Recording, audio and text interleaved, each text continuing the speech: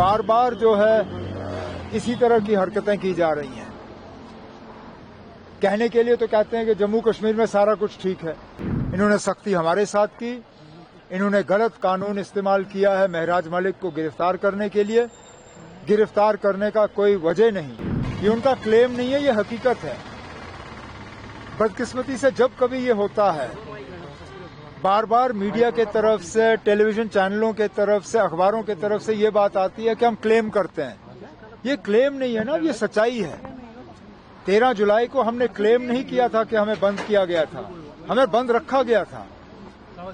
हमने 14 जुलाई को क्लेम नहीं किया था कि हमारे साथ हाथापाई हुई, धक्के मारे गए।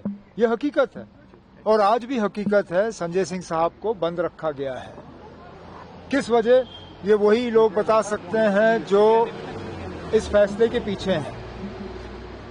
बार बार जो है इसी तरह की हरकतें की जा रही हैं। कहने के लिए तो कहते हैं कि जम्मू कश्मीर में सारा कुछ ठीक है, माहौल अच्छा है, लोग खुश हैं, सारा कुछ जो है वो एक नया जम्मू कश्मीर बन रहा है। लेकिन हकीकत ये है कि जब देखो तो ये लोग सख्ती के अलावा और कुछ नहीं करते। इन्होंने सख्ती हमारे साथ की, इन्होंने गलत कानून इस्तेमाल किया है महराज मलिक को गिरफ्तार करने के लिए। गिरफ्तार करने का कोई वजह नहीं।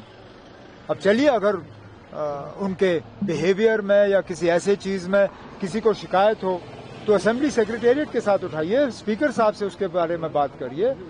लेकिन पीएसए कानून एक एमएलए के खिलाफ लगाना वो गलत। अब उस गलती को आपने और ज्यादा बढ़ा दिया। एक राज्यसभा के मेंबर को आपने गैर कानूनी तौर बंद रखा है। किस कानून के तहत? क्या आपने उस पर कोई ऑर्डर सर्व किया है? क्या कोई प्रिवेंटिव डिटेंशन का ऑर्डर है? मर्जी आई तो आपने गेस्ट हाउस का गेट बंद कर दिया। ये ठीक बात नहीं है ना। ये जम्मू कश्मीर की जमहूरियत के लिए ठीक नहीं है और इसका जो मैसेज, इसका जो पैगाम लोगों में जाएगा, ये बहुत गलत है ना। और जो लोग ये कर रहे हैं उनको अपनी हरकतों पे जो है सोचना चाहिए। आपने बोला था कि रेलवे मिनिस्टर को मैं रिक्वेस्ट करूंगा, आज वो पूरा हो गया, इसके बोले। मैंने आपसे कहा था कि ये काम जारी है। मैं उन लोगों में से नहीं हूं जो बार बार इन चीजों को मीडिया में हाईलाइट करें। चुपचाप तरीके से मैं रेलवे मिनिस्टर साहब के साथ कांटेक्ट में था।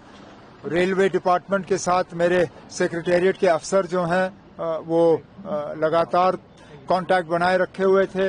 एग्रीकल्चर प्रोडक्शन डिपार्टमेंट और ग्रोअर्स के तालमेल के साथ आज ये मुमकिन हुआ कि 2 रेक जो हैं उनको कार्गो के लिए इस्तेमाल किया जा रहा है।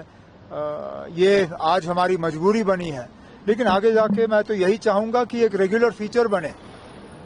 जिन लोगों को बाय रोड अपना सामान भेजना होगा वो बाय रोड भेजें, लेकिन हम तो चाहेंगे कि स्पेशल कार्गो ट्रेन जो हैं वो लगातार यहाँ से चलें, जिनमें रेफ्रिजरेटेड कंटेनर्स हों, जिसमें कि हमारा मेवा जा सके और जो जरूरत की चीजें हमें जम्मू कश्मीर से बाहर जो हमें लाना होगा वो हम ट्रेन के जरिए लाएं। सर, हुकूमत की मजबूरी से हम बखूबी वाकिफ हैं, लेकिन ऐसे में जो महराज मलिक की कानूनी लड़ाई होगी तो उसमें क्या रोल रहेगा? कोई मैंने उनके वालिद साहब से मुलाकात की, बैठा, मैंने उनसे बात की और मैंने उनको यकीन दिलाया कि हमारे तरफ से जो भी मदद चाहिए होगी हम देने के लिए तैयार हैं। मेरा उनकी पार्टी को ये मशवरा होगा कि देखिए ना, पीएसए कानून इस मुल्क में और कहीं लागू नहीं है। आप अगर बाहर से वकील लाओगे उसको ये कानून समझने में भी वक्त लगेगा। हम मदद करने के लिए तैयार हैं। मैंने कुछ वकीलों से बात की है, वो वकील जो हैं इनका केस लड़ने के लिए तैयार हैं।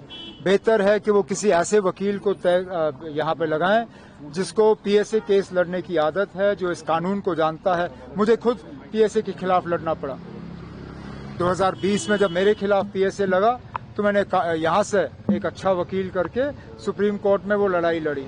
मेरा मशवरा आम आदमी पार्टी को और उनके साथियों को यही होगा कि बाहर से कोई बड़ा वकील मत लाइए, आप यहीं से वकील ले लीजिए जिसको पीएसए का कानून जो है जो जानता हो। और इसमें अगर हमारी मदद की जरूरत होगी, मैंने महराज मलिक साहब के वालिद को कहा है कि हमारे तरफ से जो भी मदद होगी हम देने के लिए तैयार हैं।